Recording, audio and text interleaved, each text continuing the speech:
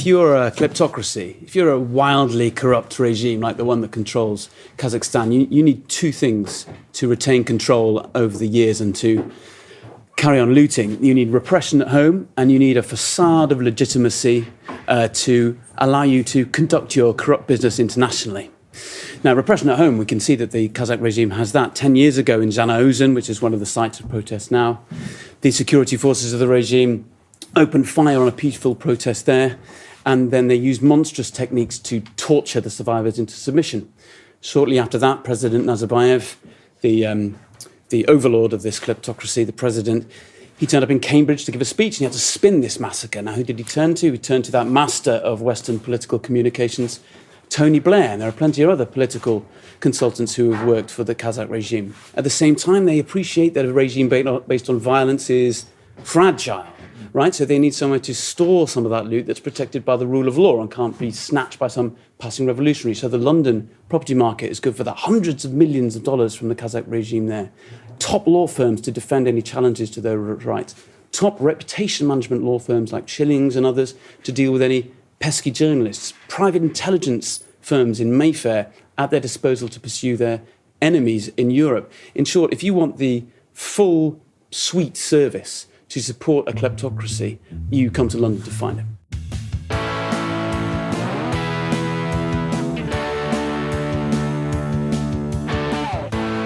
I'm Sarah Kendzior, the author of the bestsellers The View from Flyover Country and Hiding in Plain Sight, and of the upcoming book They Knew, available for pre-order now. I'm Andrea Chalupa, a journalist and filmmaker, and the writer and producer of the journalistic thriller Mr. Jones, about Stalin's genocide famine in Ukraine, a film that the Kremlin does not want you to see because they shut down a screening in Moscow and then banned the organization Memorial that is essential to preserving historical truths for victims of Soviet atrocities. So go see it. And as you may have guessed, this is Gaslit Nation, a podcast covering corruption in the United States and rising autocracy around the world.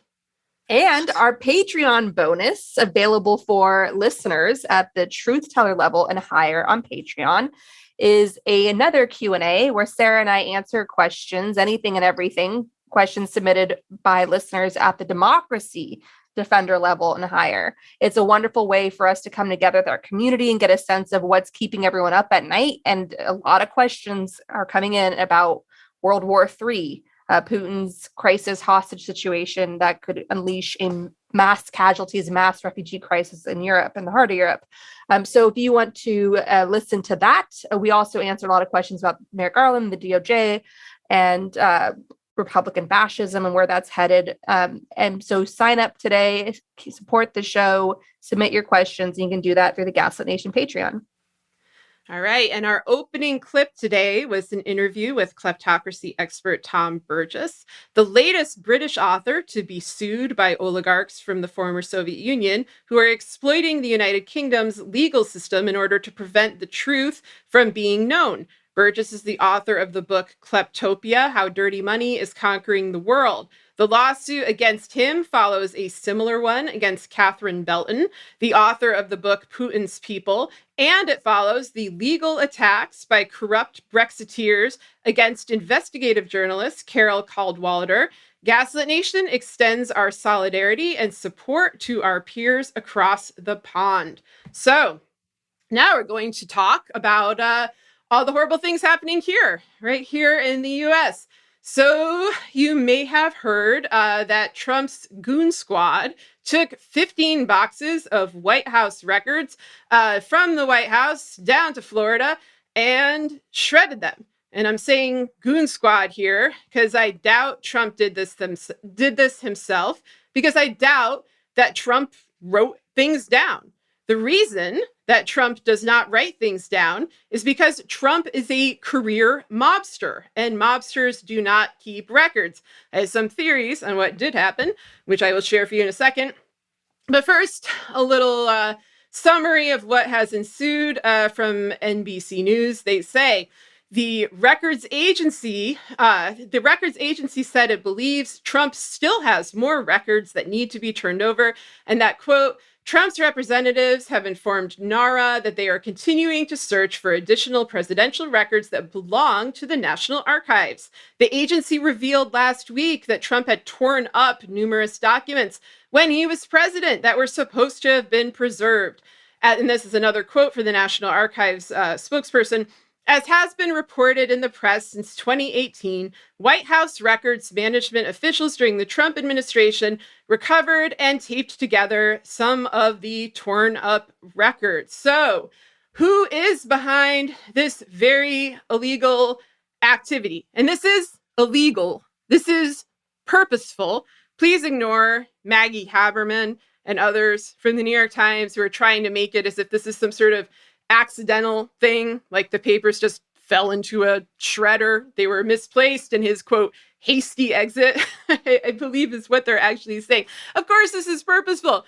This is typical mafia tactics. This is also typical mafia state tactics, and that's where I'm going to get into what I think is going on here.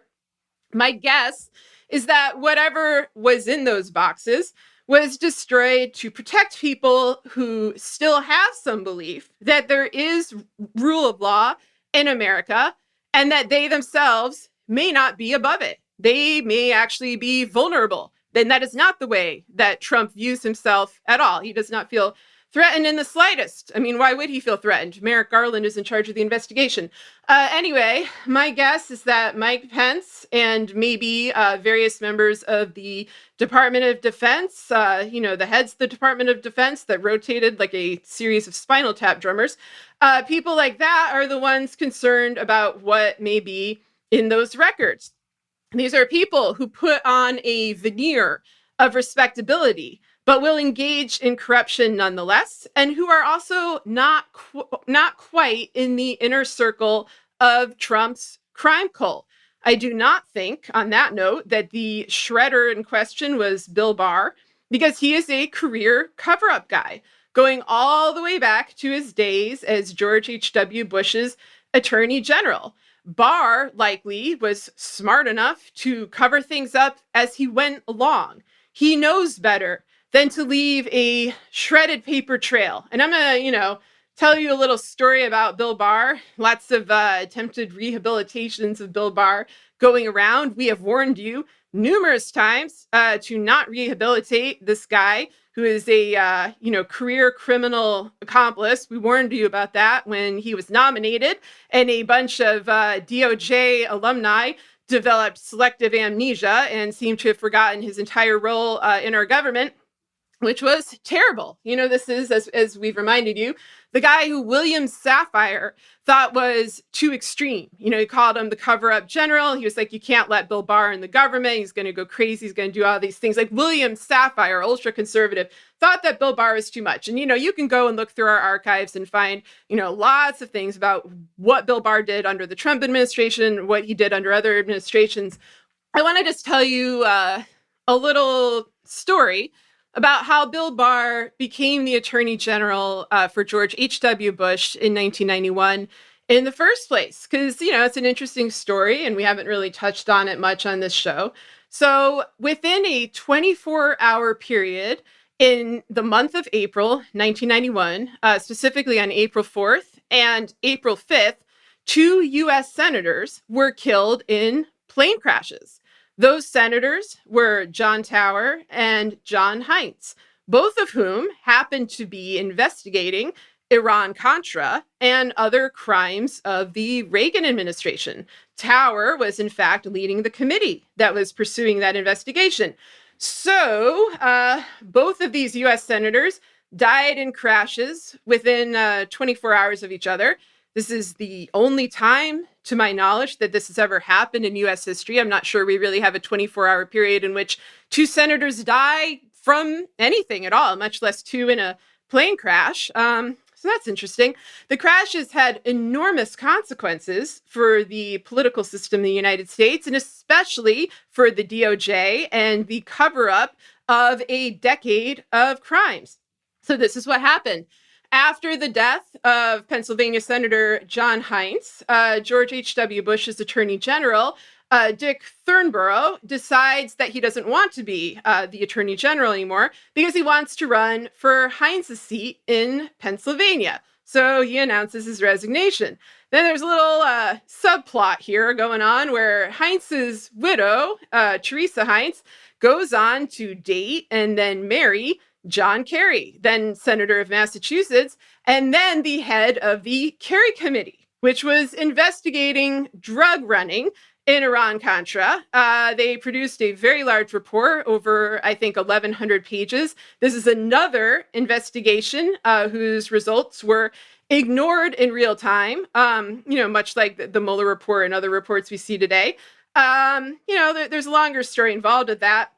I'll tell you that story some other time, but I will say that the journalist who ended up looking into the Kerry Committee report a decade later in the mid-1990s, Gary Webb, died of a, quote, of a suicide, and the suicide involved 2 gunshots to the head. So anyway, Dick Thornborough was out as the attorney general. And that meant that the deputy attorney general got to be the attorney general. And that was Bill Barr. That is the story of how Bill Barr ended up as attorney general and ended up in a position to cover up a multitude of crimes, including not only Iran-Contra, but BCCI, which is basically like the Deutsche Bank of its time, the Inslaw Promus software surveillance scandal, which is tied to the FBI, the DOJ, and to Robert Maxwell and the criminal Maxwell family. That's a wormhole you don't want to get trapped in. And he covered up many other abhorrent things that quote unquote legal experts pretend not to know anything about. So had there not been those 2 plane crashes, who knows? Maybe he would have just stayed in the deputy position. It's interesting to look back at what the reaction was in 1991 when a 41-year-old Bill Barr became the attorney general. I'm looking at an article from the New York Times where it says Bush nominates deputy as head of Justice Department and has some quotes, including from, I'll just read you these quotes, Senator Joseph R. Biden Jr., who as chairman of the Senate Judiciary Committee will preside over Mr. Barr's confirmation hearings, said only that he was pleased that Mr. Bush has, quote, moved to fill this important post. Representative Charles E. Schumer, a Brooklyn Democrat who is chairman of the House Subcommittee on Crime and Criminal Justice, called Mr. Barr, quote, a capable attorney general. So maybe some damning with faint praise there.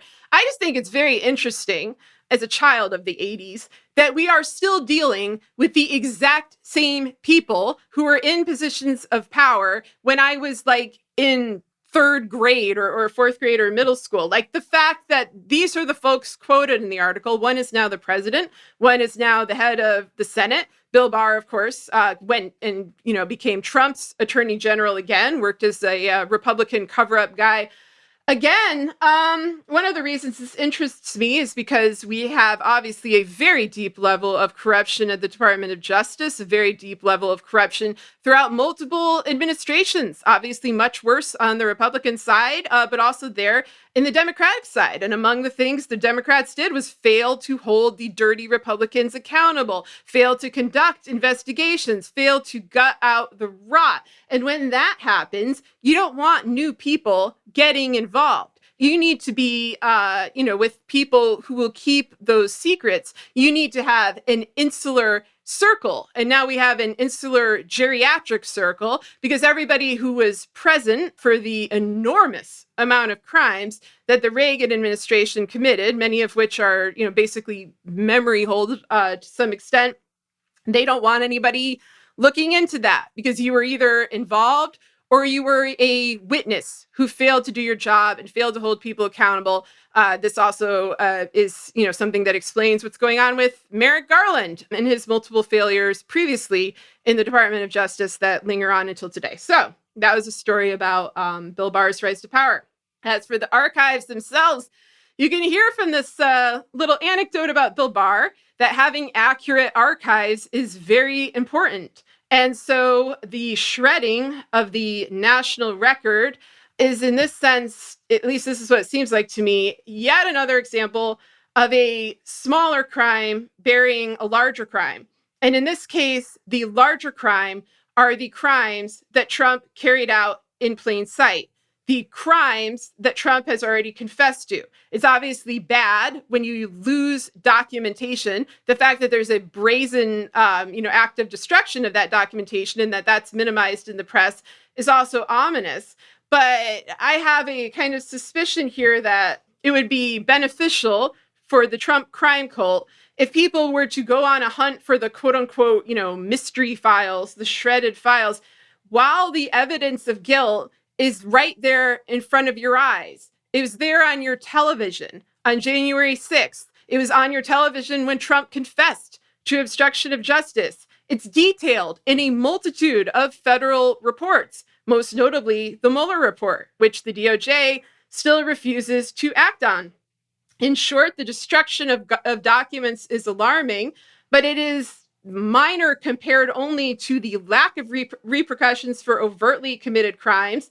And what I see as the real danger that lies in the future of document destruction, which I think will be digital. I may go into this more in another episode because I've been talking for too long, but when I look at paper records and how easily they're destroyed, my thought is like, as we move increasingly into online records, online books, online media, my guess is that what the tactics of future autocratic regimes in the United States are going to be is not to destroy the records, not to delete them, but to rewrite them, to try to use the legitimacy of the reputation of the person who originally wrote them, say, well, Mueller doesn't have that much legitimacy, but, pick someone in Congress you actually respect.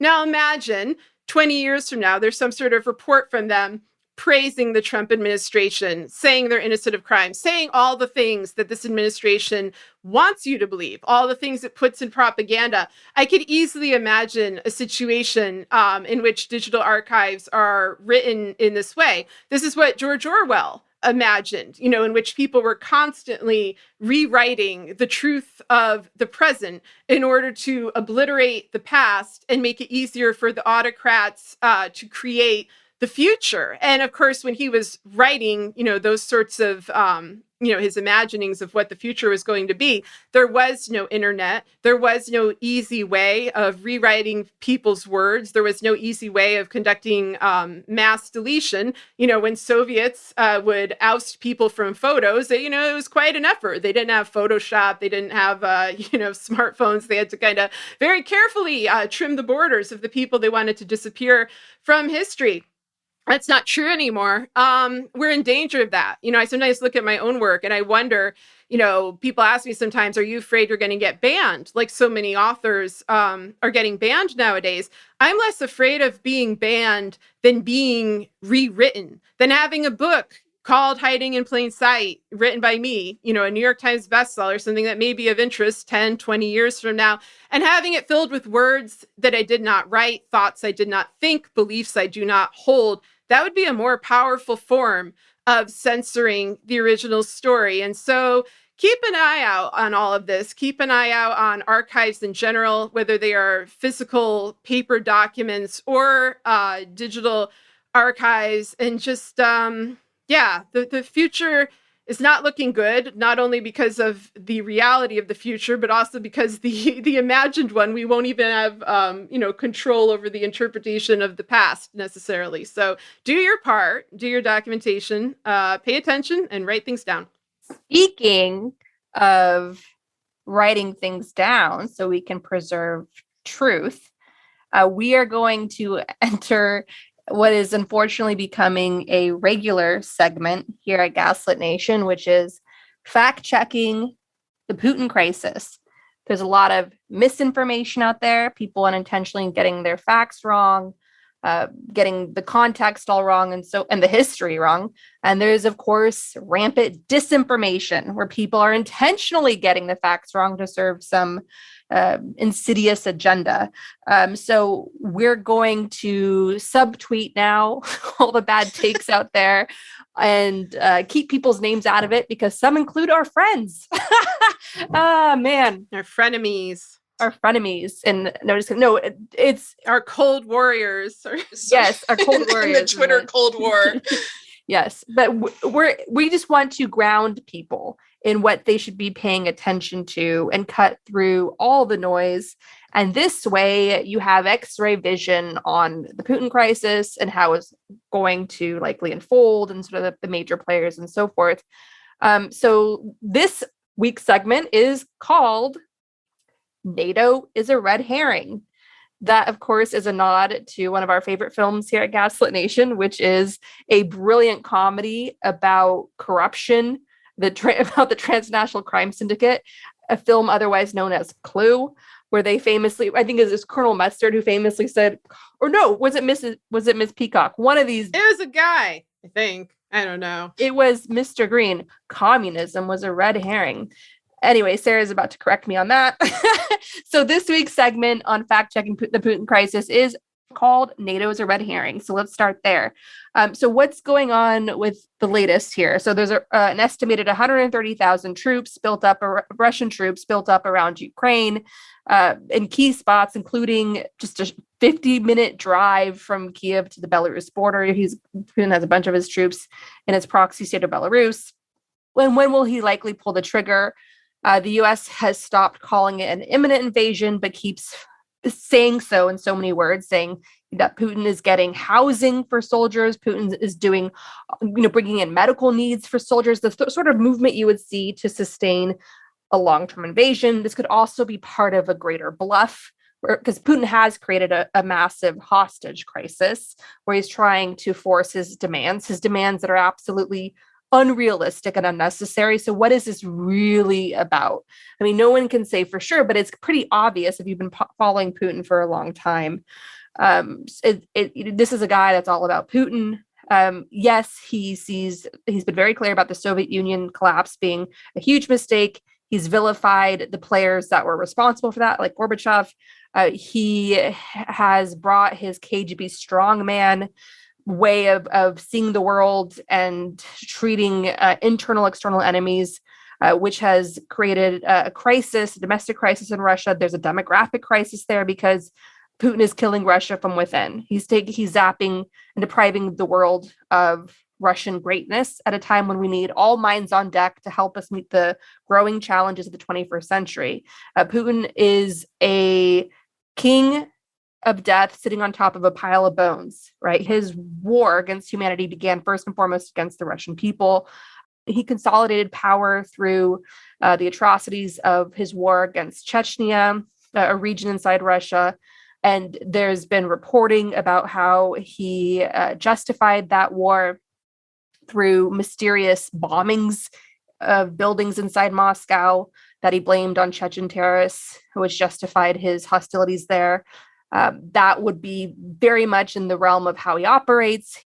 Putin's war machine, which considers propaganda as an important weapon, has created all sorts of, literally produced fake news with actors staging all sorts of interviews, but fake actors.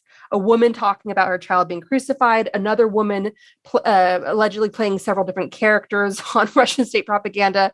So there's a whole history of the Kremlin staging these sort of false flag actor characters to justify the Kremlin's ongoing aggression against Ukraine. There's a great Ukrainian-based organization that calls out a lot of these literally fake news segments created by the Kremlin's propaganda machine. That organization is called Stop Fake. It's all about stopping the Kremlin's fakes. And they call out a lot of these actor-generated fake news stories. I'm pointing this out, that there's a long history here, because the American press was gobsmacked by the US government coming out and claiming that they were getting ahead of the Kremlin unleashing some fake video, another fake news segment produced by the Kremlin's propaganda machine, to justify a false flag event inside Russia that would justify, of course, the escalation of Putin's invasion. The American press seemed very confused by this. They said, well, what's your source? The US pushed back saying we can't reveal our sources. And the Americans were, a lot of people, even credible people that I trust on a lot of different issues, were doubting this, because they simply did not know that Russia has been doing this for years already.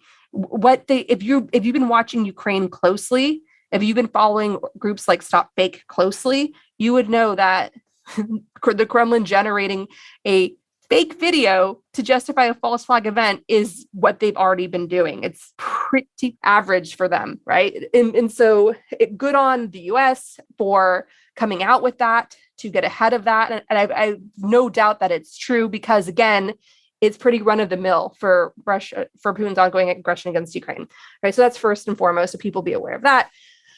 So what does Putin ultimately want? I know we're not mind readers. A lot of people are trying to say he wants to bring back the Soviet Union. He wants respect. He wants, he didn't like the last episode of the Seinfeld finale. Like, you know what I mean? There's all sorts of, motivations put to Putin, but what does any dictator want? They want to die in power. How do you die in power when you are keeping a country like Russia hostage and you have all these young kids coming up who do not like you, no matter what you do to try to get them to like you? This whole TikTok generation hates your guts. You try to get some rapper inside of Russia to unleash a pro-Putin music video, and it becomes the most hated, the most disliked, most thumbs down music video in Russian YouTube history, right? So Putin sees the writing on the wall to some extent, to that the Russian people who he fears the most have had it with his nonsense, right? Because there's no future for them. There's a brain drain crisis. As I mentioned, there's a demographic crisis. You have a closing of the Russian mind. He cannot step down because he's made too many enemies, and they'll off him, and a new top dog will come in and seize all that wealth for himself, or somebody will come in. So he just wants to die in power. That's all. And so he has to create this war to try to distract everyone, keep people on their toes, and stay in power and push back against Global Democratic Alliance from holding him accountable for all the aggression he undertakes to try to stay in power. Imagine if Putin took all this energy he's spending on his imperialist ambitions to destabilize not only internationally, but domestically. Imagine if he focused all that time and attention and money, resources on the Russian people. That would be a game changer for that country. That would be a game changer for the world, right? Because we wouldn't have to deal with him anymore. He would be focused on helping the Russian people, and that's what he's not doing. He's robbing them blind instead. So that brings me to another narrative that I've heard out there with some well-meaning takes that are overlooked, a lot of facts. There's one terrible take out there that the Russian people are okay with this because that's just who they are. They essentially have a enslaved mentality.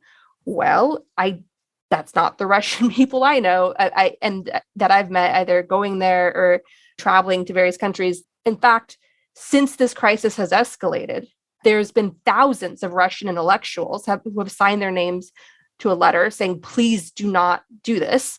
You have one of the country's leading filmmakers who said to Putin's face, like, what are you doing? Please focus on the youth of today. There's been a lot of outspoken dissent by a lot of Russians, thousands of Russians who have high profiles. And they're able to do that and live because they don't have any political power, because Putin deprives them of political power. So that's why they're essentially not a threat.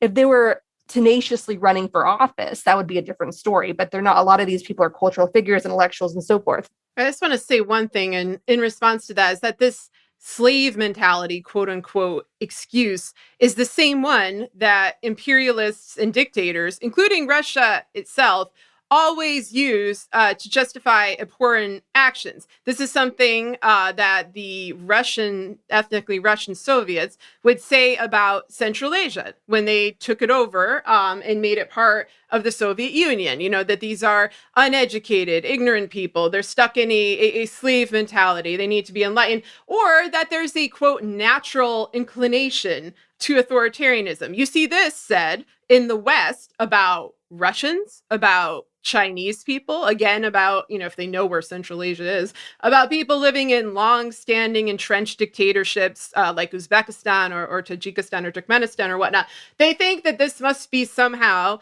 the natural order of things, that people they don't want freedom. They don't want justice. Instead of, say, they live under a brutal and repressive government that would never allow them these things, and that if they fought for them, would respond with extreme violence. And so, people often don't protest. They stay quiet. They try to protect themselves, protect their family. It doesn't necessarily mean that they're in favor of what's going on. And you certainly see that, like, once a dictator leaves, you're seeing this right now in Kazakhstan. You're seeing the de-Nazarbayevification, if that's a word, that the longstanding dictator of Kazakhstan, who was there since the late Soviet period, Nursultan Nazarbayev, is gone. He officially resigned, but he still had such influence that the capital was renamed after him recently. It's now been, unnamed after him. And they're kind of ridding the country of his prestige and influence, taking down the statues and trying, they still have a dictatorship.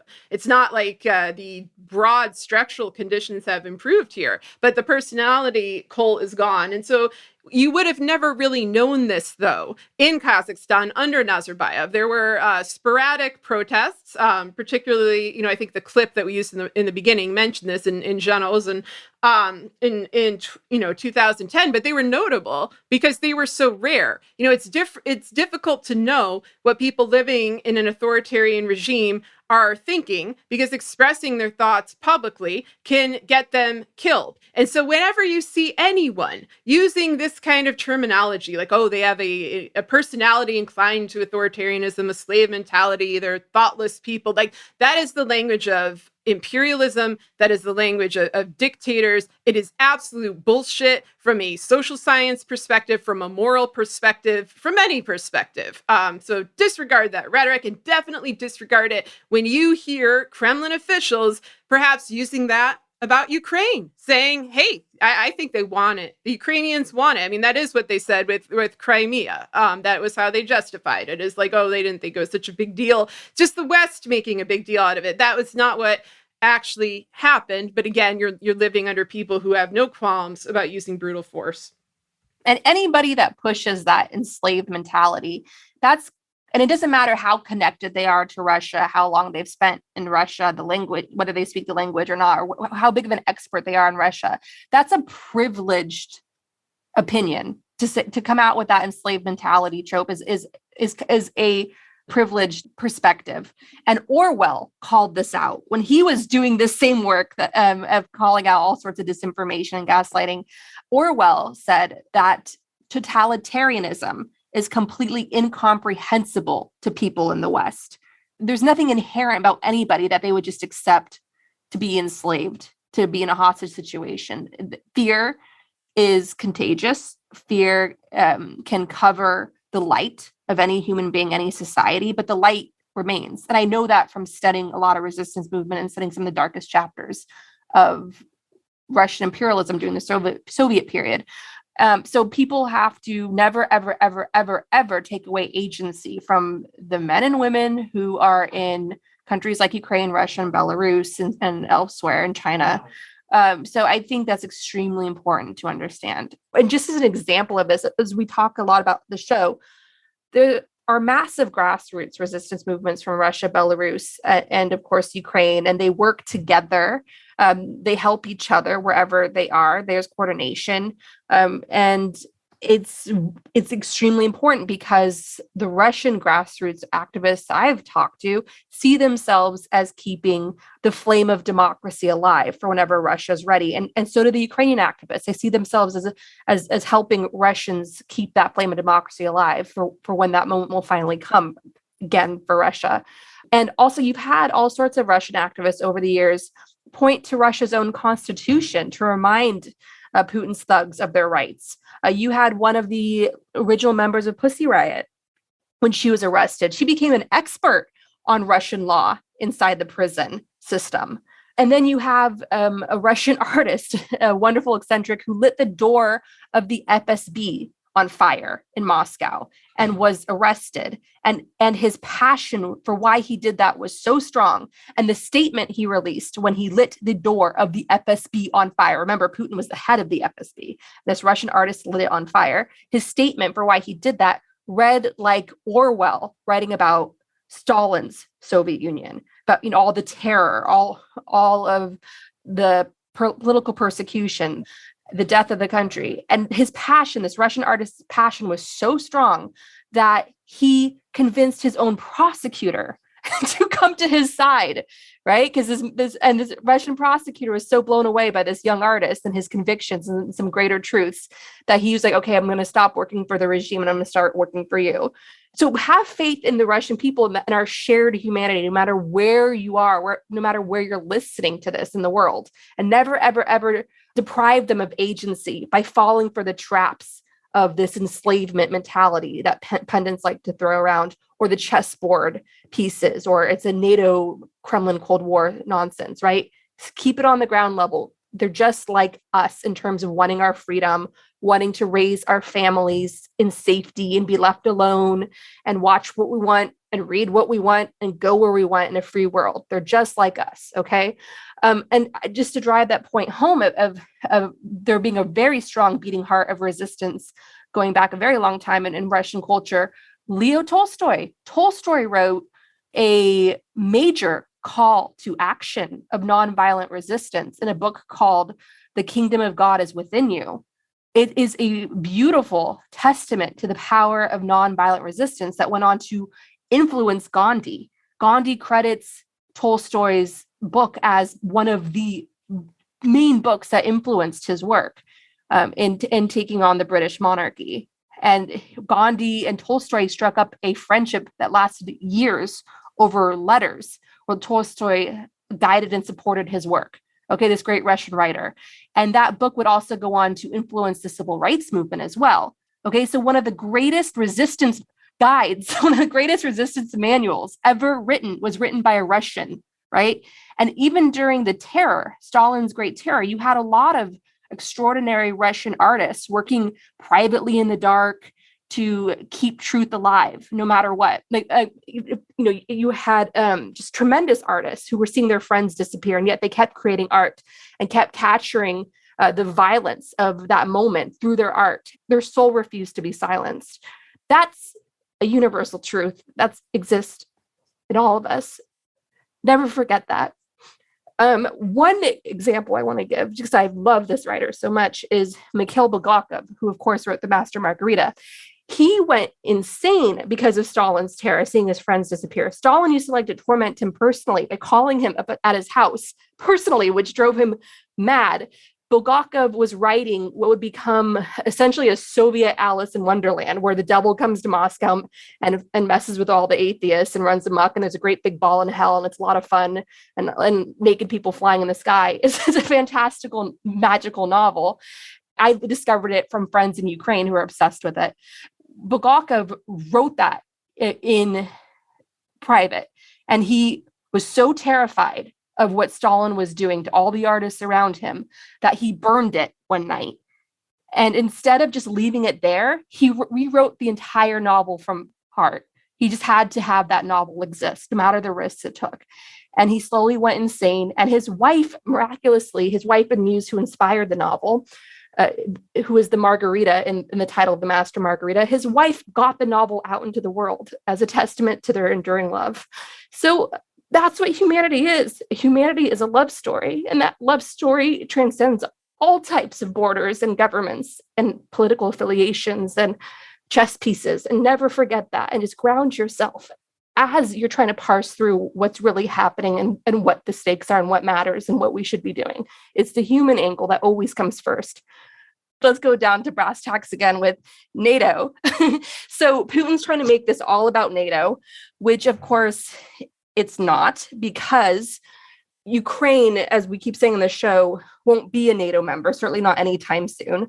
And in order to get a new member into NATO, you need unanimous consent, meaning every single country inside NATO has to approve of a new membership.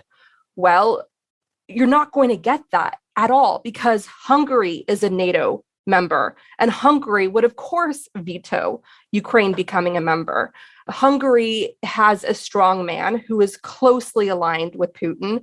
Hungary enjoys a lot of cheap gas from Russia, which is reportedly 5 times cheaper than market value. Hungary has been doing an all-out assault on civil rights against LGBTQ people, against the independence of the judiciary, against journalists, against academia. Hungary has become a poster child of how to attack democracy, which is why Orban's Hungary is so popular right now among the Fox News set, especially Tucker Carlson. And there's going to be some sort of like CPAC affiliated conference there this coming March. We're uniting the far right movement. So Orban and Putin just met. They spouted off a bunch of propaganda against Ukraine. Orban also had a shocking meeting with the President of the United States inside the White House, which was a sign of the decline of democracy in America, that would happen. Of course, that president was Trump. And Orban reportedly badmouthed Ukraine, spouted all the usual Kremlin talking points against Ukraine to Trump. So Hungary, not in a million years, would let Ukraine become a member of NATO and would veto that. So would likely Germany. The current chancellor of Germany, his party has a long history of being Russian-friendly, Kremlin-friendly, even during all these years of aggression, even though he's tried to sort of walk a finer line on that. Germany would most likely veto that Ukraine's membership as well. So would France. And Poland. This government, even though it's a Trumpian government that is ideologically aligned with this gaslighting, male patriarchal, traditional family value set, which is, launching a war against abortion and LGBTQ rights and women's rights and so forth.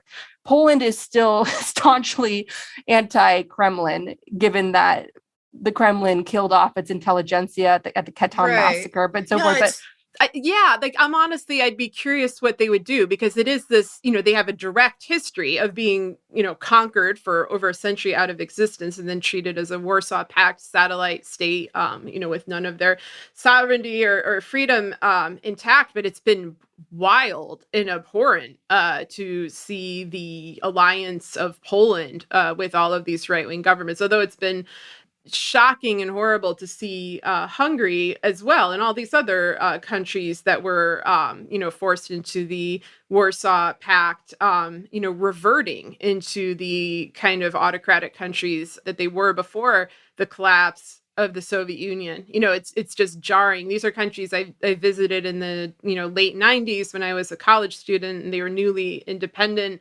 and there's like a sense of vulnerability and gratitude and kind of a sense of hope for the future, and it's shocking to revisit them now. I was in Hungary in 2017, and meeting with some professors and stuff from Hungary, and I remember one was crying just about what had happened to her country, that had been through so much, that had overcome so much, and was reverting backward, and she was part of, one of the people targeted in all of these attacks on intellectuals and journalists and independent thinkers and whatnot. But yeah, all of this, it's such a tragedy, and it's so awful to see the way that it's conveyed often in the Western media, where the individual histories of these countries aren't known. Their prior uprisings in the Soviet period are not necessarily well known, and there's this sort of collective shrug, like, oh, it's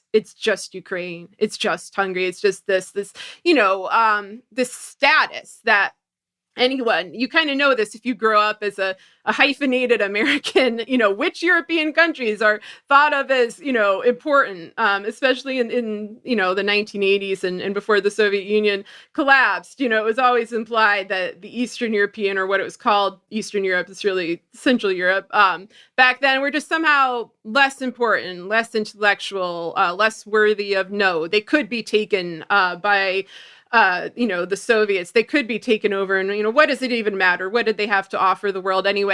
There's still some of that arrogance and condescending attitude left now, even after 30 years of independence and sovereignty. And I see it expressed all over the political spectrum. And I would just say, please do your homework, do your reading. Maybe we'll put together a list of, works and, history books about different countries so that you understand what is at stake here. Anyway, go on. I know you have a lot to say. And another NATO member, France, would likely veto Ukraine's membership into NATO. France enjoys a lot of Russian oligarch money in its territory from all, several Russian oligarchs and their families have properties in France. You have Macron, who is up for re-election in April, paying a visit to Moscow, which really seemed like a campaign stop for Macron, because has been the target in the past, especially when he first came to power, of Russian disinformation, driving the Yellow Jackets movement against Macron, which was a lot of riots in the streets against rising prices, and Russia was fanning those flames through disinformation. So Macron has his own skin to worry about, and going to France and standing side by side with Putin while Putin spouts off all sorts of conspiracy theory propaganda. Macron just stands there.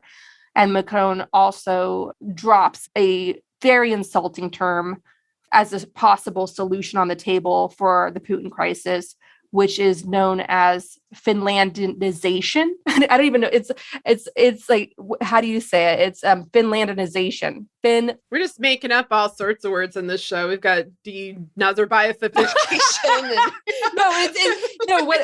Finlandization it's Finland with ization at the end, and it's considered by many Finns as derogative. And there's a lot derogatory. You mean?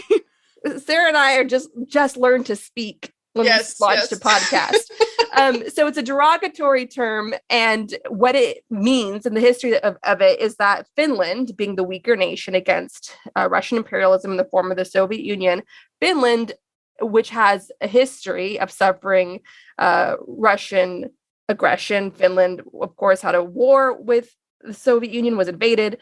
So Finland agreed to be neutral on world affairs. It would remain neutral in the Cold War in exchange for maintaining its political independence. And the Soviet Union agreed to this, and it lasted throughout the Cold War period, and it didn't stop until the Soviet Union collapsed. And you might think, well, that's not such a bad thing. Ukraine can just remain neutral. But what that does is it takes away Ukraine's agency. Once again, Ukraine is a sovereign nation. It should be free to do any sorts of alliances and take whatever stands it wants in terms of its own foreign policy, right? It shouldn't be forced into neutrality with a gun up against its head. That's what Finland was forced to do. And not only that, the psychology of that is destructive, because what do you think happened over time? You had the media, the elites in Finland, parroting Soviet talking points. You had books being banned, films being banned that were considered anti-Soviet. So during that whole period, you had all of this self-censorship that permeated Finnish society that benefited the Soviet Union. And as soon as the Soviet Union was gone, it all went away, it collapsed, right? And now that period is seen as a dark period, a period of a mental colonialization by Russia against the Finnish people at the time. And also there was an economic price, because due to this policy, Finland couldn't benefit from the Marshall Plan funding, right? And because it was a neutral nation and so it missed out on that. So no to that, no to Finlandization. If you see anybody promoting that, it's Russian colonialism by another name. So keep that in mind. That's very important. And that's something that Macron, who just cares about saving his own skin at the upcoming April election, because his mandates and things with the pandemic are facing all sorts of grassroots and disinformation pressures like they are in any pocket of the world today. So he wants to make sure he gets in without a lot of headache from Russian active measures and disinformation campaigns against him. So he's playing nicely with Putin. That's all this is about. And a funny story here, just to show you how weak the spine is in France when it comes to standing up to Kremlin aggression in recent years. Sarkozy, who came to power as Sarkozy the American, he was going to embrace, bring America and France back together again, and he's going to be like an American president for France. He was spouting off about human rights for Russia, calling out the pressures against journalists and opposition leaders in Russia and so forth. And then he had a meeting with Putin. And when they came out of the meeting, Sarkozy looked like a deer in headlights. And there's been all sorts of speculation of what did Putin say to Sarkozy in that meeting that would have Sarkozy coming out white in the face, like he just saw a ghost. And what eventually happened over the years is that Sarkozy, the American, turned into Sarkozy, the Putinite, because he suddenly started making a campaign stop in Moscow. At the same time, around the time like Le Pen, whose party financially depended on Russian support, her far-right party, her Trumpian party, he was kissing the ring, Putin's ring in Moscow, symbolically. He was spouting off all sorts of Kremlin talking points. He just went full on in the other direction. It was like he was bought off or threatened. Something had happened to Sarkozy to make him flip so greatly. And amazingly, that when he did make that transformation to the dark side, Sarkozy also got caught committing acts of corruption, which landed him a 3-year prison sentence, right? So if you go to the dark side with Putin, either you're paid off or you're threatened or both, you slip, you start slipping and your life falls apart. Sarkozy is a warning of that. So Macron needs to be very careful with the line he walks, with wanting to be this young leader of a new Europe, and being open to all sides and open-minded, but not going so far in the direction of Putinism that you lose your soul, you lose your way. There really needs to be a more comprehensive look at European leaders who, while George W. Bush was president, while the Iraq War was going on, basically became Putin oligarch lackeys, because there are so many. There's Gerhard Schröder, who was in power at that time. There's Sarkozy. There's Tony Blair. Before, when you were referencing Putin and the Kremlin and their long-term plans, the infiltration of oligarchy into places like London, into Western governments, the merger of mafia tactics, or just literally mafias, and white-collar crime and state corruption, that we've referenced before on the show. Mueller made a speech about in 2011. That was really peaking in between, I don't know, I would say 2005 and 2010, which also coincided with the global financial collapse. I'm sure people probably have investigated this to some degree. So much is paywalled now, but it's take that historical look at what these leaders were doing at that time, at the public face that they showed the world, and what they ended up doing later, being revealed as doing later, because it's so incredibly nefarious, and it's really ominous, I think, that we just see the same figures again and again, and all of these people who are supposed to be representing their country, protecting its sovereignty, protecting its public safety, and so on, are so easily bought off and corrupted. Mm-hmm.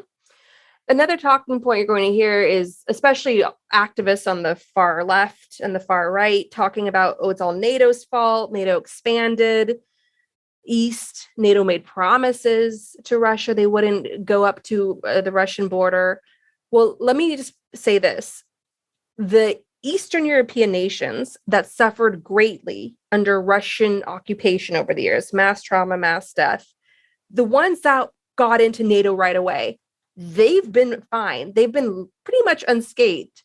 The Eastern European nations that suffered greatly under Russian occupation, that suffered mass death, mass trauma, that did not get into NATO, a lot of them have frozen conflicts. Look at Georgia, Moldova, and now Ukraine have all had Russian occupation in pockets of their countries, frozen conflicts there that are done to coerce them into the Kremlin sphere of influence, are done to internally destabilize them politically and economically, to make them undesirable as economic investments because they have these frozen conflicts there. So that's a sign that NATO works. And that's a sign that it's the history of Russian colonialism, brutal, genocidal Russian colonialism, that has driven NATO expansion, not NATO. And there were no formal promises in writing agreements ever made between NATO and Russia that NATO would not expand east to Russia's borders. There's maybe some conversations with Gorbachev at one point, but there's nothing in writing formalized, a big old agreement that was broken ever by NATO. But there were several agreements between Russia and Ukraine to protect Ukraine's sovereignty and security and peace between the two nations, several agreements that were broken by Russia with Putin's ongoing invasion of Ukraine, including one that you must be aware of, which as you follow this story as it unfolds, and that is called the Budapest Memorandum, where Ukraine gave up having the third largest arsenal in the world of nuclear weapons in exchange for security guarantees from Russia, the US, and the United Kingdom. Ukraine gave up its nukes in exchange for guarantees of security from 3 great nations. And one of those nations has invaded it and continues to invade it. Do you think that would have happened if Ukraine had given up its nukes? Do you think if Ukraine was a nuclear power, and keep in mind, Russia takes nuclear warfare very seriously. It has all types of saber-rattling nuclear war drills. It currently is going to hold one soon. It normally has one in the fall. It's going to move up sooner to any day now because it wants to scare us even more, right? So Putin leverages his power of being a nuclear nation. He robbed that power of Ukraine with the false promises of security guarantees, right? That was a formalized agreement that the Kremlin broke and is continuing to break. And it's one of many agreements that Russia has made with Ukraine over the years. So throw that in people's faces when they try to blame this all on NATO. And again, this is not about NATO. NATO is the red herring. If you listen to Ukrainian journalists who are the real experts here, this is not about NATO. This is just about one small-minded little man desperate to cling to power because he's killing his own country, and more people hate him there. He's determined to die as one of the richest men in the world and die in power. He's just a modern-day Ozymandias from that Shelley poem. That's all he is. This isn't complicated. The dictators aren't creative in terms of how they are. The other thing you have to keep in mind, the New York Times report recently came out about the conspiracy theorists in the Kremlin, a bunch of Michael Flynn's running around the Kremlin, using all sorts of genocidal language to describe Ukrainians and saying that the West allows humans and animals to marry each other. All stuff that sounds just batshit crazy. And people excuse that sometimes as Russian active measures, putting out a dog whistle to try to attract far-right conspiracy theorists and try to consolidate a global movement of conspiracy theorists to destabilize democracies and bring in totalitarianism through the rampant disinformation campaigns, because Putin uses actual conspiracy theories to wage war. He tries to funds all sorts of anti-vaccine, anti-mandate movements. He's created all sorts of crises through the spreading of conspiracy theories through his troll bots and elsewhere. And as we keep saying on the show, Russian state TV is like Fox News on acid. It's just genocidal language against Ukraine and its enemies and all sorts of war threats and saber rattling. And currently a lot of Tucker Carlson clips that they like to celebrate there. And so understand that this isn't an act. These guys, as hypocritical as they are, as much as they wage war through their conspiracy theories, to their propaganda machine against the West, yes, they hide their money in the West. They vacation abroad in the West. They send their kids to school in the West. So yes, it is hypocritical, but these people do believe their own xenophobic rants. Because a lot of these conspiracy theories, the basis of them is like a racial superiority and ethnic superiority. And a lot of white pundits especially miss this because they don't see Russia today through a decolonized lens. Russia historically, and even in recent years, has, even though you've had various rulers from various regions, right? Like Stalin was Georgian, they like to point out. But there is this sort of Russia first mentality as sort of being the superior, and Ukraine is being the little brother, even though Ukraine culturally is several centuries older than what would become Russia. There's discrimination against people from across Eastern Europe inside Russia. There was a wonderful BBC documentary on the hate groups fueled by Putinism, that Putin launched some nationalist march that became a neo-Nazi march. The BBC sent a Black reporter there to cover this. And at first he was laughing at how absurd all the open racism was and the chauvinism and all of it. And the more time he spent there, it was just really getting to him. And he had to leave. He had to leave some interviews because they're just too disturbing. It's the same sort of white supremacy and white male patriarchy and traditionalist family values and book banning that goes against any inconvenient truths in their history that exists with the far right in America. It's a mere ideologies, right? That's why they're so united. So just like in the US, we have our own conspiracy theorists that are off the wall, disturbing. So does Russia, and they exist inside the Kremlin, and they're driving a lot of the decisions. It doesn't mean they're all like that. Certainly, there are pragmatic people in the Kremlin. There are technocrats in the Kremlin, but you cannot underestimate the danger of having conspiracy theorists at the helm of this crisis right now that are driving this crisis. It is self-destructive for Russia to try to occupy Ukraine. That is incredibly self-destructive, right? But they might go ahead and do it because they are dealing, as Angela Merkel said of Putin, on another planet, right?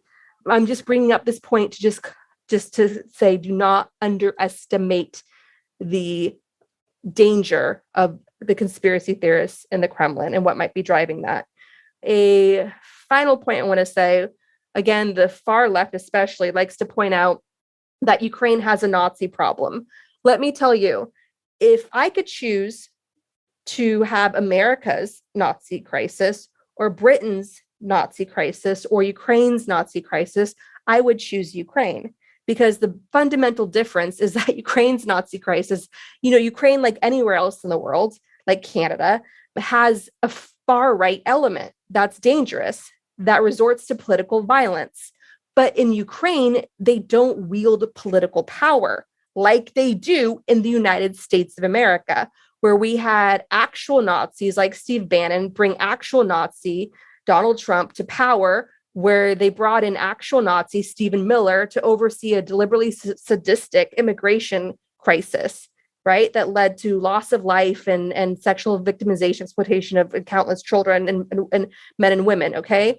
So America's Nazi crisis dwarfs Ukraine's Nazi crisis, right? And keep in mind that Ukraine is a multicultural society with a vibrant Jewish history going back several centuries, and a city, Oman, that is a Jewish pilgrimage site. You had Jewish people that were instrumental organizers of Ukraine's popular uprising known as Euromaidan. You have Jewish Ukrainians who were fighting against Putin's invasion. For a minute there, you had a Jewish prime minister and a Jewish president in Ukraine, the only country outside Israel ever to have that. And currently, the president of Ukraine is Jewish.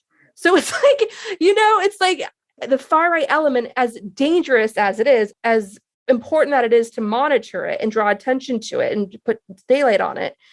Dear Lord, it's like if I woke up tomorrow with Ukraine's far right crisis in this country, I could sleep at night because we would no longer have America's far right crisis, which is taking over our local election offices, which is pushing the big lie, which is banning books, which has taken over the Supreme Court, right? So we have a much greater crisis here. So don't fall into that whole broad stroke, paint Ukraine as a Nazi nation propaganda, because that is the dominant narrative against Ukraine on Kremlin state TV. They refer to Ukraine as Nazis and blah, blah, blah, blah.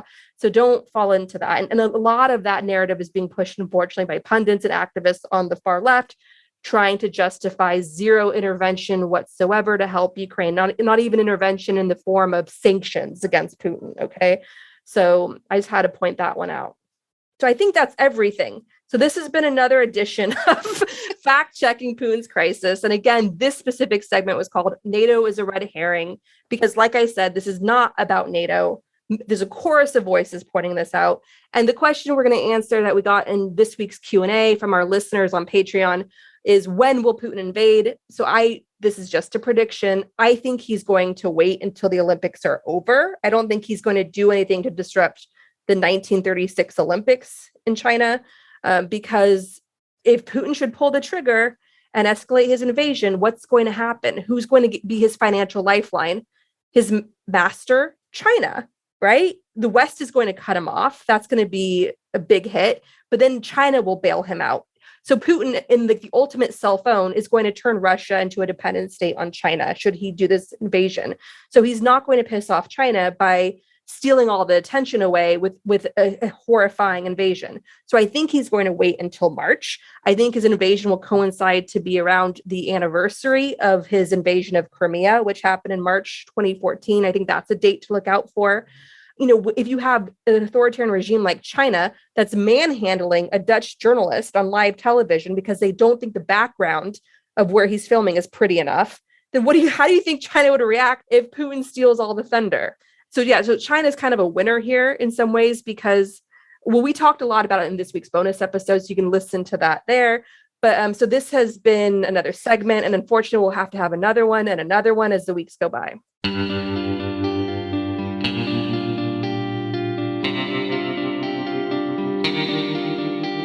Our discussion continues, and you can get access to that by signing up on our Patreon at the Truth Teller level or higher. We want to encourage you to donate to your local food bank, which is experiencing a spike in demand. We also encourage you to donate to Oil Change International, an advocacy group supported with a generous donation from the Greta Thunberg Foundation that exposes the true costs of fossil fuels and facilitates the ongoing transition to clean energy. We also encourage you to donate to the International Rescue Committee, a humanitarian relief organization helping refugees from Afghanistan. Donate at rescue.org. And if you want to help critically endangered orangutans already under pressure from the palm oil industry, donate to the Orangutan Project at theorangutanproject.org. Gaslit Nation is produced by Sarah Kenzier and Andrea Chalupa. If you like what we do, leave us a review on iTunes. It helps us reach more listeners. And check out our Patreon. It keeps us going. You can also subscribe on YouTube. Our production managers are Nicholas Torres and Carlin Daigle. Our episodes are edited by Nicholas Torres, and our Patreon exclusive content is edited by Carlin Daigle. Original music in Gaslit Nation is produced by David Whitehead, Martin Vissenberg, Nick Farr, Damian Arriaga, and Carlin Daigle. Our logo design was donated to us by Hamish Smith of the New York-based firm Order. Thank you so much, Hamish.